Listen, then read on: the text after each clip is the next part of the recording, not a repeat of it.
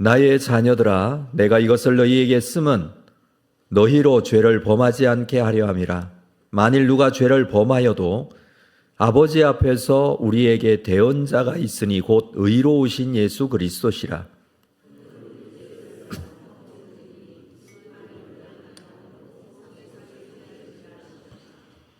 우리가 그의 계명을 지키면 이로써 우리가 그를 아는 줄로 알 것이요.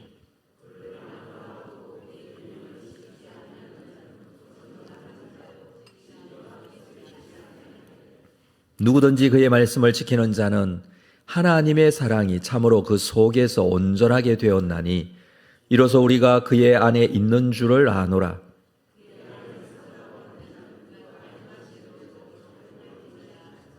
사랑하는 자들아, 내가 새 계명을 너희에게 쓰는 것이 아니라 너희가 처음부터 가진 옛 계명이니 이 옛 계명은 너희가 들은 바 말씀이거니와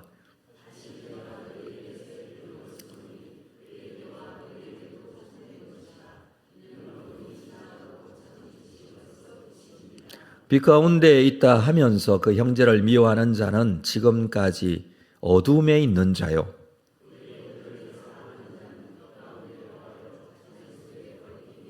함께 읽습니다. 그의 형제를 미워하는 자는 어둠에 있고 또 어둠에 행하며 갈 곳을 알지 못하나니 이는 그 어둠이 그의 눈을 멀게 하였음이라. 아멘.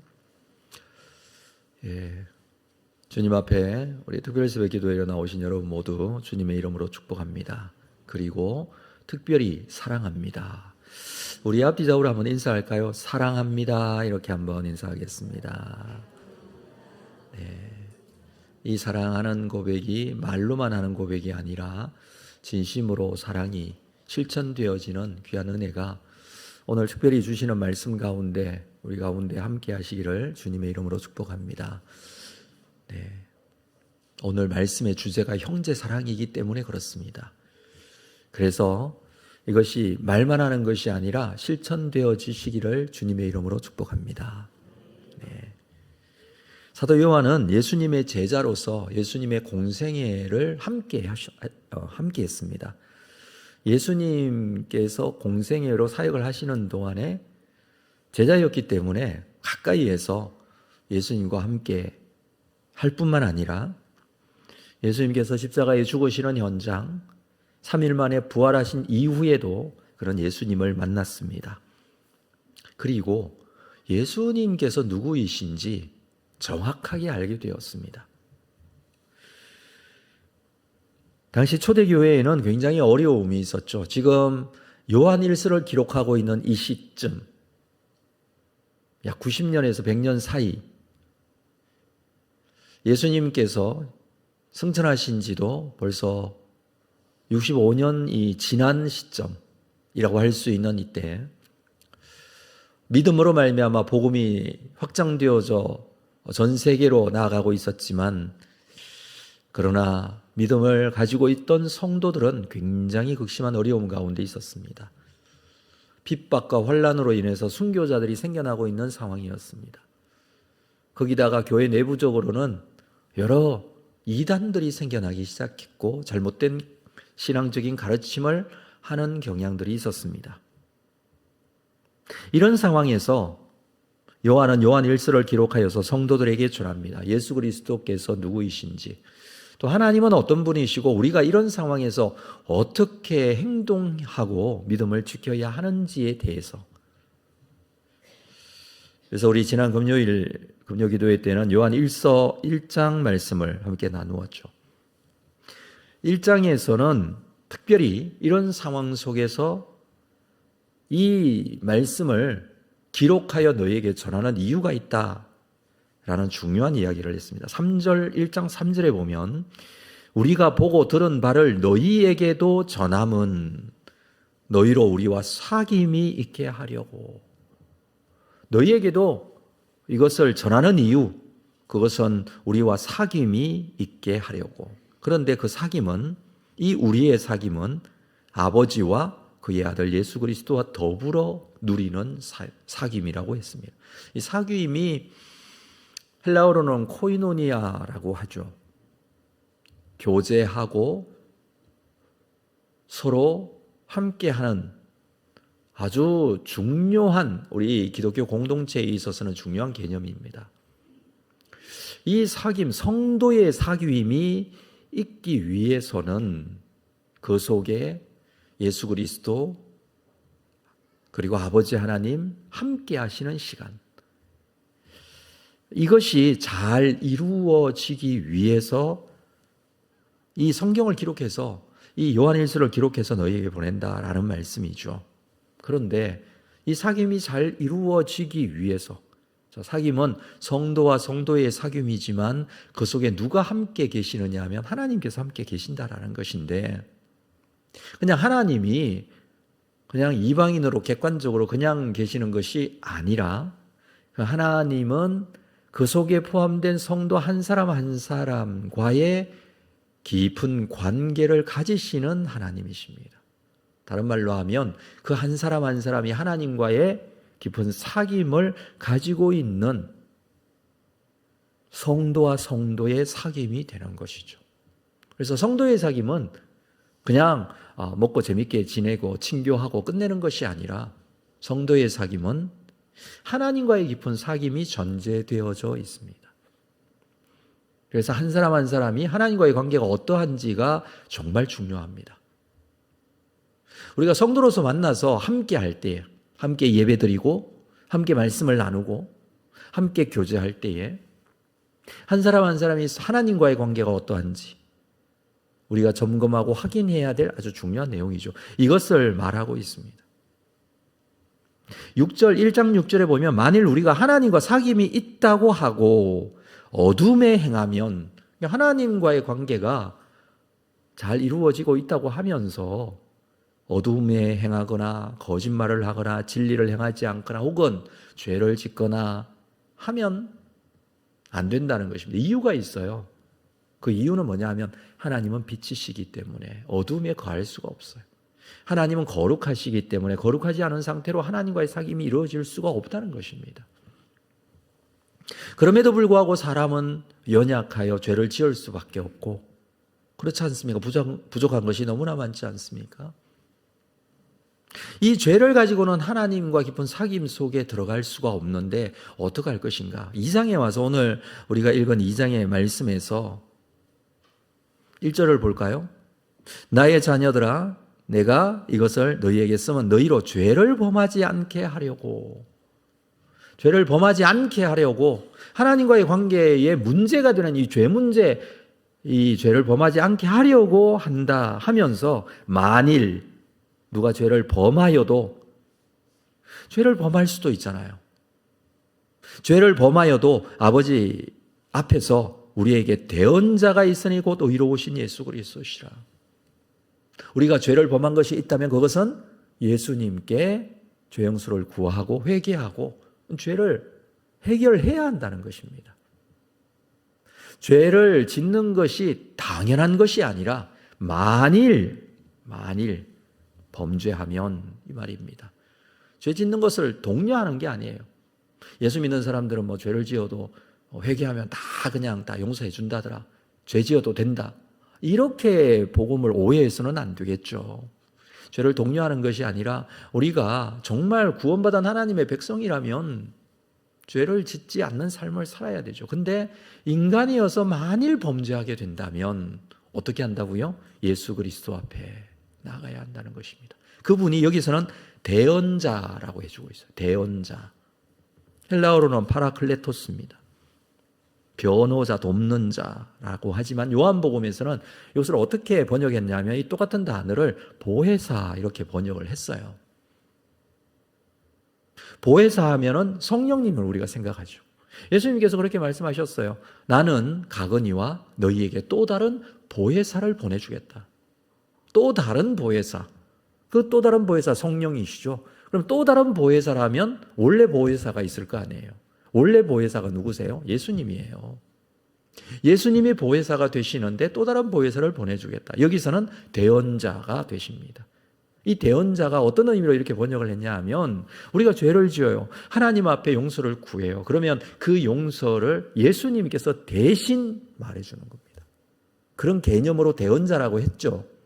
대언자라고 했지만 사실 이것은 예수 그리스도께서 십자가에 죽으시면서 우리의 죄 문제를 하나님 앞에 용서를 구하고 그 죄 문제를 해결해 주시는 거예요.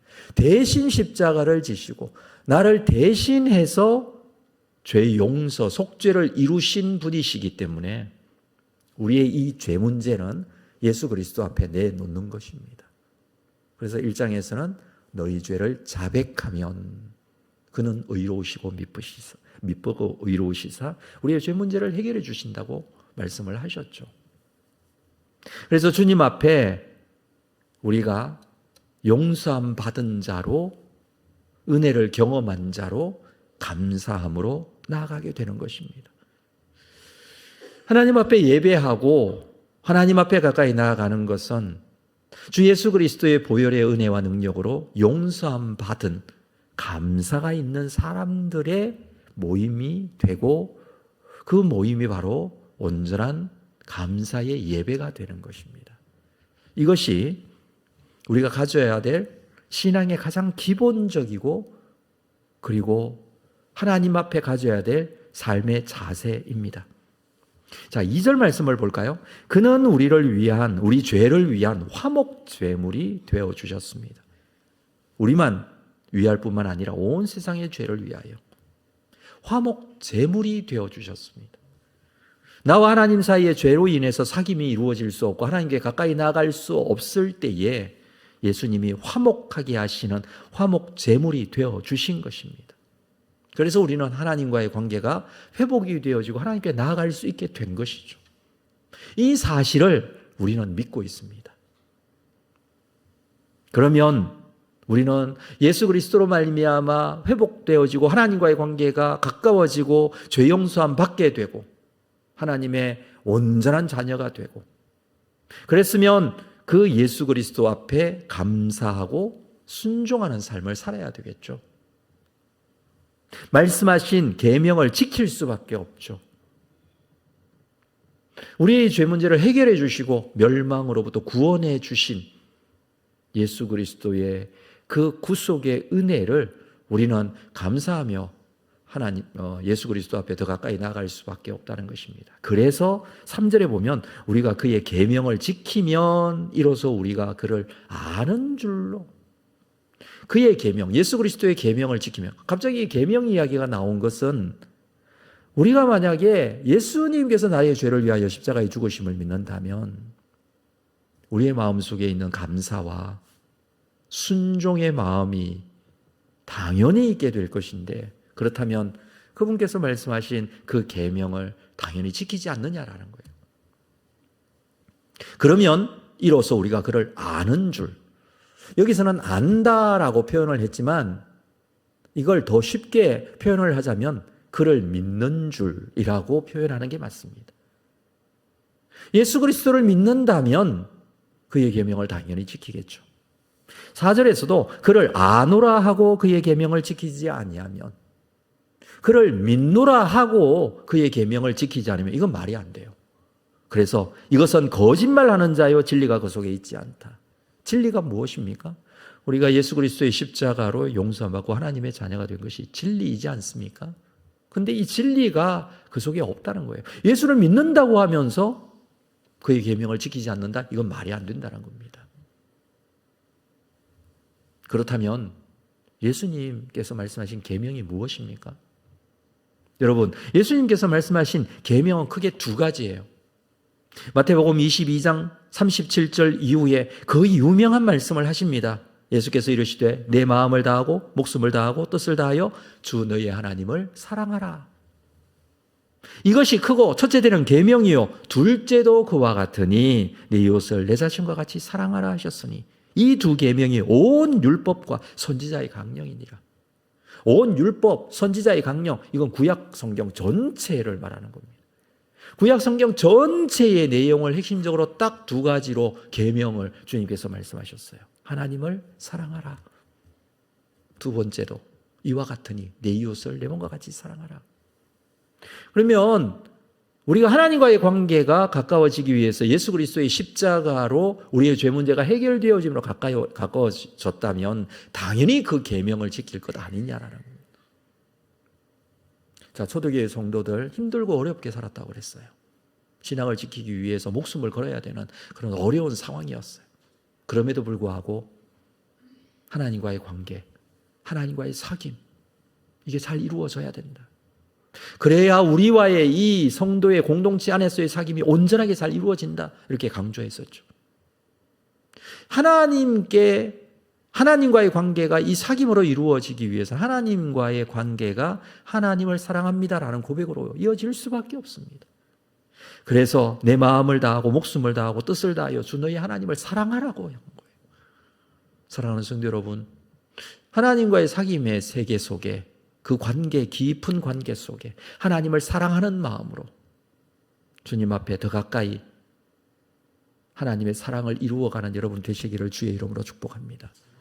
두 번째, 그렇다면 하나님과의 사랑이 깊어지고 사귐이 이루어지면 우리와의 관계가 그 사귐이 온전하게 이루어지겠죠. 이것은 무엇입니까? 둘째도 이와 같으니 내 이웃을 내 자신과 같이 사랑하라. 다른 게 아니라 형제 사랑이에요. 이 이야기를 지금 요한 1서에서 해주고 있는 거예요. 7절 말씀 볼까요? 오늘 본문 7절. 사랑하는 자들아, 내가 새 계명을 너희에게 쓰는 것이 아니라 너희가 처음부터 가진 옛 계명이니. 왜 그렇습니까? 구약 성경에 있는 말씀이에요.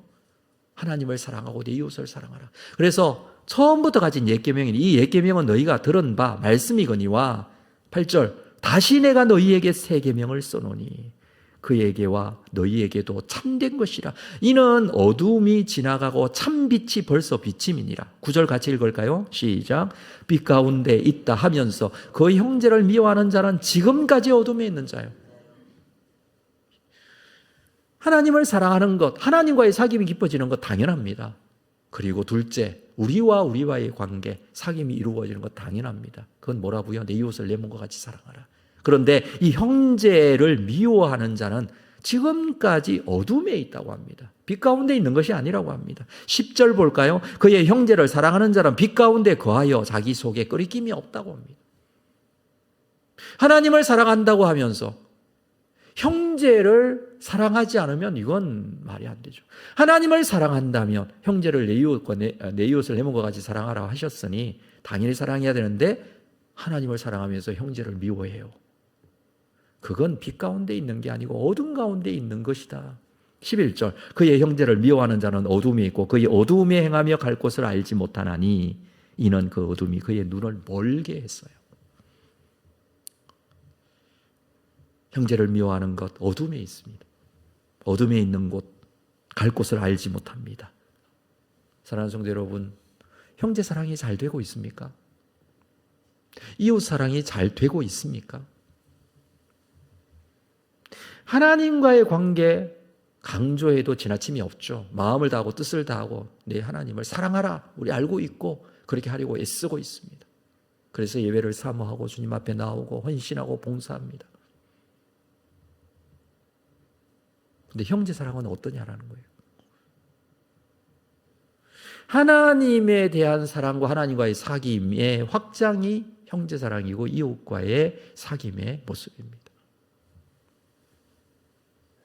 코로나 이후에 바뀐 것이 있습니다. 그것은 다른 게 아니라 자신을 지키기 위한 노력, 애씀이 이전보다 훨씬 강해졌어요. 왜냐하면 보호해야 되니까. 그렇죠? 사람과의 관계가 우리가 참 중요했는데 사람과의 관계가 가까이 가면, 사람에게 가까이 가면 감염이 될 수 있으니까 자꾸 거리감을 둬야 됐었고 본능적으로 자기를 지키려고 하는 애씀이 나타나게 되었습니다. 그래서 그러다 보니까 상대방에게 더 예민하게 반응하는 경우들이 굉장히 많아요. 그리고 사람들을 더 비판적으로 평가하는 경향도 상당히 많아졌습니다. 사회가 그렇고 정치가 그렇고 세상이 그렇게 되어져 가는 것 같아요. 저는 이것이 이웃 사랑을 놓치고 있는 모습으로 비춰져서 참 안타깝다라는 생각을 가집니다. 이전보다 교회는 헌신도 약해집니다. 자신을 지키려고 하다가 보니 그런 것 같습니다. 웬만하면 안 하는 것이 좋은 것으로. 그래서 희생하고 헌신하는 것도 점점 약해집니다. 여러분, 초대교회 상황은 우리보다는 훨씬 더 힘들었던 것 같아요. 예수 믿는 것이 손해를 보는 것이고 잡혀가기도 하고 순교도 당하는 상황이었습니다. 그럼에도 불구하고 말씀 속에서 강조하는 것이 두 가지예요. 하나님과의 사귐, 하나님을 사랑하라. 더 하나님께 가까이 나아가라. 그 말씀 아닙니까? 뿐만 아니라 내 이웃을 내 몸과 같이 사랑하라. 이웃과의 사귐이 온전하게 이루어지는 것. 사도 요한도 그렇게 말했습니다. 너희와의 사귐이, 우리가 온전하게 사귐이 이루어지기 위하여. 여러분, 하나님을 사랑하고 이웃을 사랑하는 것은 성경 전체의 요약이고 가장 중요한 핵심적인 내용이죠. 다 알고 있지만, 너무나 유명하지만 그럼에도 불구하고 참 잘 지켜지지 않는 것입니다.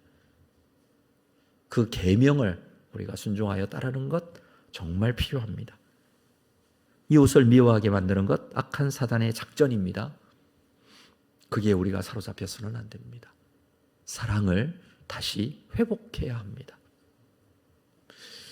우리가 처져 있던 이 서로의 경계선을 좀 허물고 주님께서 말씀하신 이 계명에 순종하고 따르는 귀한 은혜가 우리에게 있어서 이웃을 사랑함으로 말미암아 하나님과의 더 깊은 관계가 이루어지고 또 하나님께 더 가까이 나아갈 수 있는 귀한 은혜의 역사가 있게 될 줄로 믿고, 그 믿는 믿음으로 2023년도 하반기 7월 이후부터는 더 큰 하나님의 사랑이 실천되어지는 귀한 은혜가 우리 가운데 나타날 수 있기를 주님의 이름으로 축복합니다.